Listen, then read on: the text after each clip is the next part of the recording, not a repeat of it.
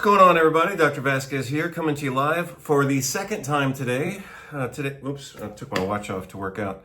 But luckily I have another watch on so I can actually see what time it is. A little bit before noon, January 10th on Saturday.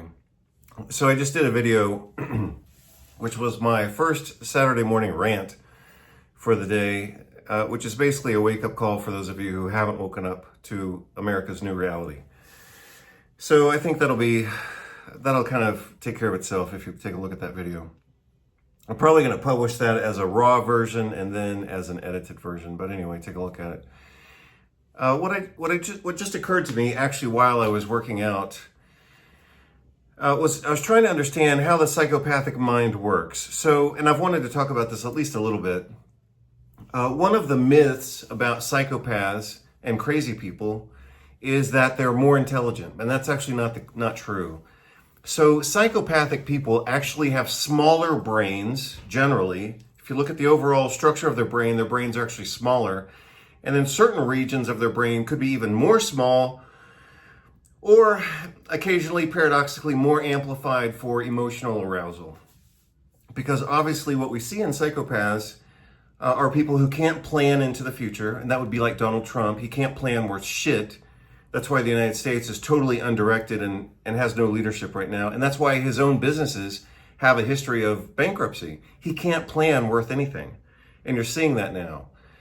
So one of the things, those are conversations that I want to develop more in the future, but I haven't had time to do it. But psychopathic people are not intelligent. You know, in the movies, they like to talk about, they make movies about, like, you know, psychopathic geniuses and all that. Another thing that I thought about recently, a way to understand that better is that just because a psychopath outsmarts you doesn't mean they're smarter than you. So you all know, for example, if you followed my work and my videos from last year, that I had an encounter with a predatory psychopath. In a business negotiation. He was a complete psychopathic predator. Well, how did I fall into his trap? Number one, because he played me as psychopaths and narcissists are commonly known to be very charismatic and they can read people very quickly. If you look at people, for example, who have borderline personality disorder, they can actually read you faster than other people can read you. So they pick up on facial expression and social cues and clues much faster than normal people. But again, they might be faster, but that doesn't mean they're smarter. And if you look at the overall behavior of psychopathic people with their small brains, they usually behave ultimately in a way that's actually pretty stupid, even though they might appear intelligent within certain spheres of activity or in certain situations. And that's because they have planned for that situation. They might not have a big plan, like if you look at Trump. Trump had a plan to win the election, but he had no plan for the country after the election.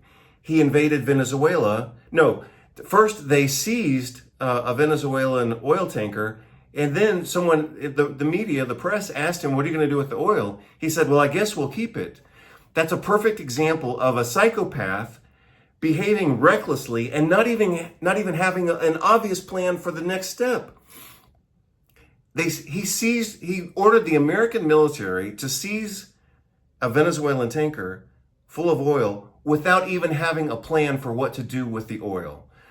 So the myth of intelligent psychopaths is it's stupid. It makes for good television. It makes for a good movie every once in a while, maybe. But the reality of it is psychopaths don't plan. They have physically smaller brains. And you're seeing that on a regular basis now. One of the things that I've wondered about with regard to either dumb people, psychopathic people, crazy people, whatever, I used to wonder, for example, why don't they, if they're going to kill themselves, or if they're going to commit suicide by cop, or if they're going to do something obviously self-destructive, why don't they do something for the benefit of society on their way out? So if a psychopath, I'm sure you've seen this if you watch any police videos, but if you watch police videos, then on a regular basis, you're going to see people commit suicide by cop. So they provoke the police to kill them because they want to commit suicide, but they don't want to do it themselves. It's called suicide by cop. Well, I've always wondered, if they're going to commit suicide, why don't they do something good for society on their way out, right? I had wondered that for years. I don't wonder that too much anymore because I understand psychopaths much better now than I used to, because I've had to understand them in order to survive my interactions with them. So I used to wonder, why don't they do something for society? It's because they don't even see society. Psychopathic people are so focused on themselves in the moment that they can't even say, even in their moment of committing suicide, they can't even say, oh, well, I could do something good for society on my way out. They can't even see that far. So again, I'm partially addressing a topic that I wanted to address in more detail at some point, which is the fact that psychopaths are not intelligent. They can't plan. So they're dumb. They can't plan for shit. And if you look back at the history of Donald Trump, now it's obvious, right? He can't plan. All of his businesses have been failures. He's bankrupted even a casino. He had to get bailed out by his father's money, even though his father's money is how he got started in all this real estate and everything else. What else? So this is part of what just occurred to me, and this is what I really wanted to talk about. So if psychopaths lack compassion and they lack planning as well, they also lack compassion and planning for their future selves. And that's why you see them behave in self-destructive ways. That's what I just figured out while I was trying to get started on my morning exercise. One of the things that we're seeing now in the executive branch of the United States is their complete inability to plan. They have assembled a group of people in the executive branch of the United States, and none of them can plan a month in advance. So they want to invade Cuba. They want to invade Mexico. They just invaded Venezuela. Now they're talking about invading Canada and Greenland, right? But they have no plan beyond what feels to them as urgency to do X. They have no plan for X.1. And you're seeing that play out. And I was trying to figure out, how does that happen? And I think I just expressed to you how it happens, is they can't plan, but they also can't even plan for themselves. If you look at a lot of psychopaths, they behave as if they are self-destructive. But another way of looking at that, self-destructiveness implies an intent of one wanting to destroy oneself. But what if it's not exactly even that focused? I mean, that alone implies intention. What if it's so absent-minded, because psychopaths have small brains, what if it's so absent-minded that they can't even care for themselves in the future because they can't even plan and imagine themselves in the future? So remember, psychopaths classically have no compassion for other people. That's one of the defining characteristics of psychopaths. No compassion for other people. And what I'm saying now is they also have no ability to plan well because of their small, defective brains.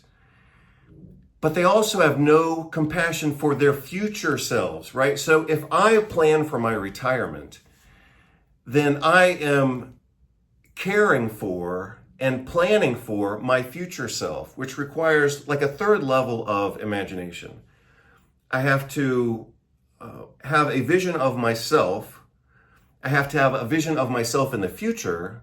And then I have to strategically plan for the present me to take care of the future me, right? That's relatively normal adult behavior. But you'll notice among psychopaths, including some people who are politicians, they have no ability to plan for the future.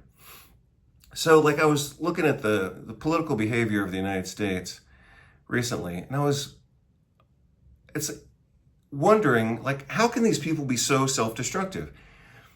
And that's the insight that I just had this morning, is they aren't self-destructive. It's that they are incapable of imagining their current self into the future and wanting to plan and take care of that future self. And say, oh, well, if I want to stay out of prison, or if I want to have a good retirement, I have to do things to take care of myself and take care of my money, take care of my job, take care of my employees, take care of my relationships, so that my future self, has a place in the future. These people can't even imagine the next step of their own fuck-ups. So again, a beautiful example is the one that you just saw play out. Trump seized a Venezuelan oil tanker loaded with petroleum, and then when he was asked, what are you going to do with all that oil? He said, well, I guess we'll keep it. He has no fucking ability to plan in the future, and this explains what appears to be his self-destructiveness. It's not that he's trying to destroy himself, it's that he can't plan into the future. And that's why you see the United States has no future. Like, there's no plan under Trump for the United States. Infrastructure, education, quality of life, vacations, maternal leave, paternal leave, healthcare, nothing. Like, the United States has no plan for itself under Trump. And that's because Trump himself has no plan for himself. He lives day to day, which in a way that's inappropriate for an adult, and especially an adult managing a country of 350 million people.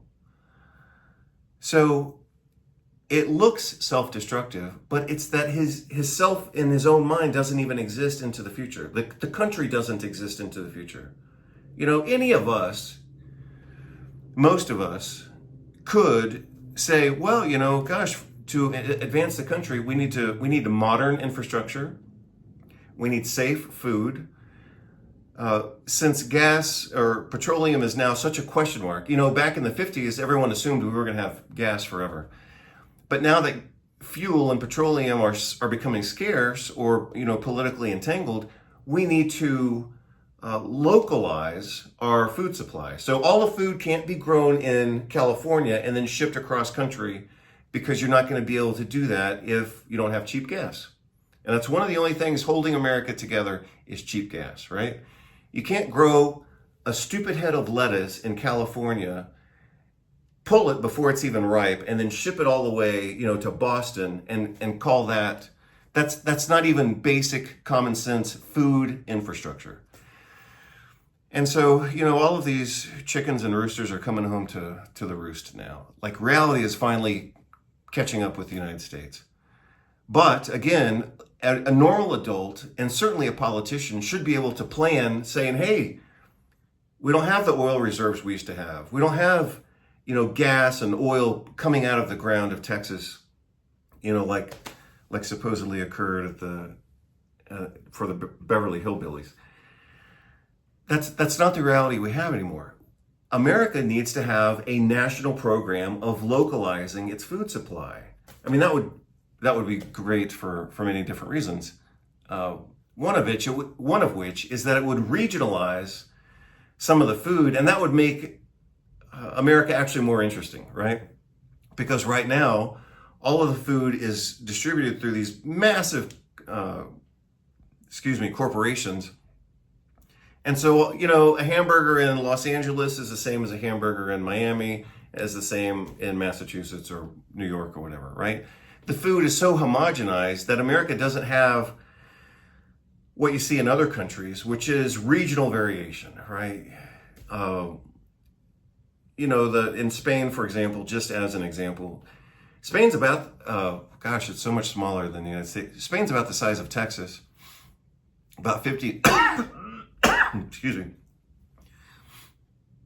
excuse me while I squeal like a pig trying to cough and not cough. But anyway, 50 million people in Spain. But if you look at the southern food of Spain, very different from the Galician food up in the north. And that's because it's regional, right? They're not shipping their food. I mean, obviously they have the infrastructure to do it, but they don't do it.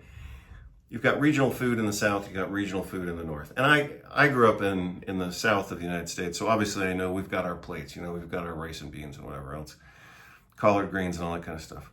But anyway, I'm just using that as a random example. The United States needs a national program of localizing its food sourcing so that when gas isn't available, you're not waiting on a head of lettuce in New York to get to you from San Diego. I mean, the whole thing is just stupid.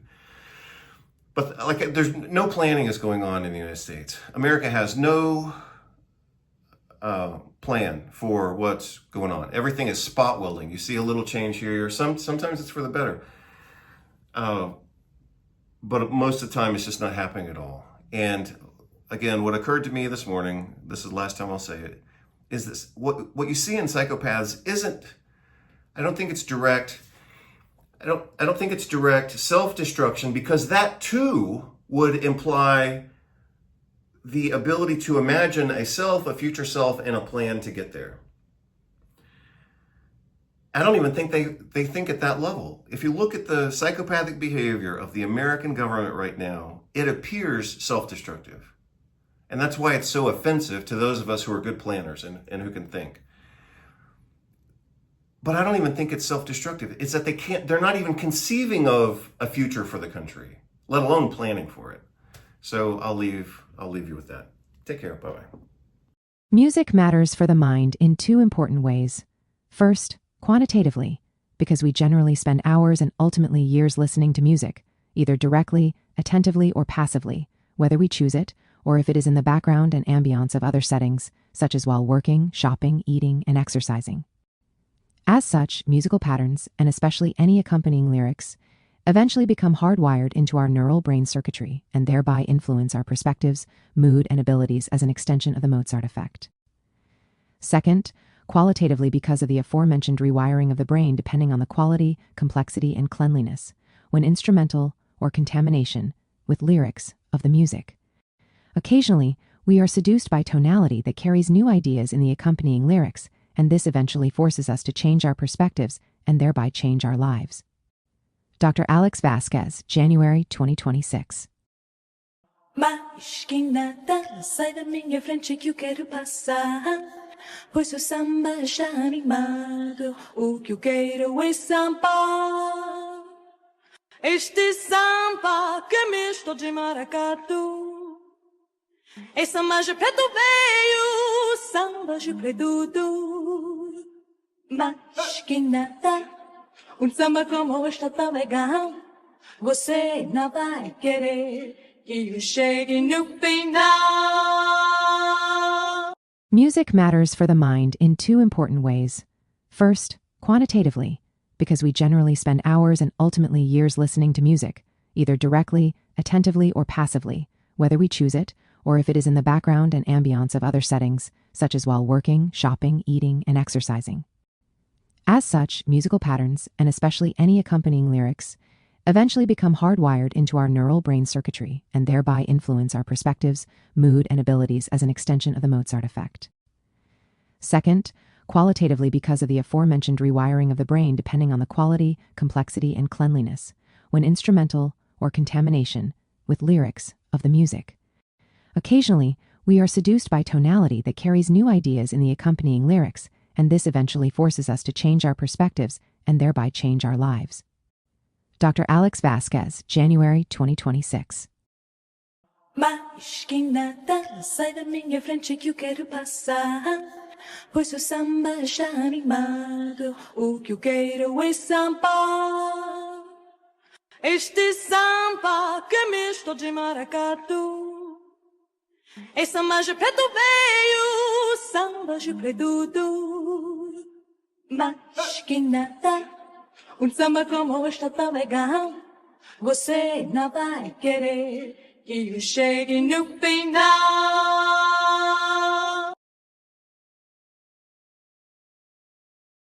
Well, the irony is now, American passports are being invalidated for international travel. So that's going to suck. That's going to suck when people try to leave and they find out they can't leave and they got to go back. So sorry for the bad news, but that's the way it is.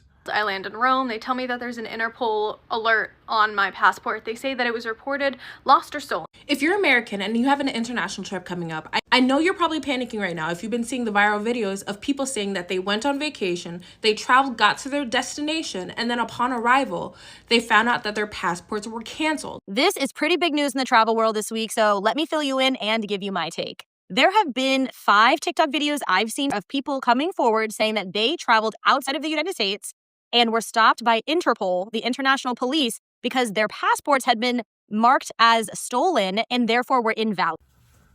What's going on, everybody? Dr. Vasquez here, coming to you live on Saturday, January 10th of 2026. I just want to quickly review and reintroduce for some of you some of the videos that I did last year that some of you may not have agreed with at the time, but maybe you will agree with them now.